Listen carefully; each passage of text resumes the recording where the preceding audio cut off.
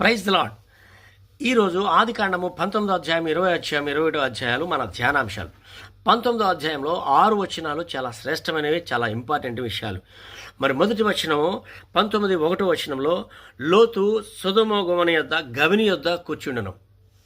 మరి రెండవ వచనము 19వ అధ్యాయం 5వ వచనం మేము వారిని కూడునట్లు. మరి 3వ వచనము 19వ అధ్యాయం 8వ వచనం 2 కుమార్తెలు నాకు ఉన్నారు. 4వ వచనము అతని భార్య తిరిగి చూచి ఉప్పు స్తంభమాయను.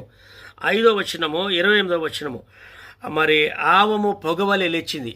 ఆవము అంటే అక్కడ పడినటువంటి అగ్ని ధూమము పొగ ఆకాశం అంటున్న త్వరగా లేచింది. మరి 6వ వచనము వారు తమ తండ్రికి ద్రాక్షారసము తాగించిరి. Praise lord. ఈ 6 వచనాలు చాలా శ్రేష్టమైన విషయాలు.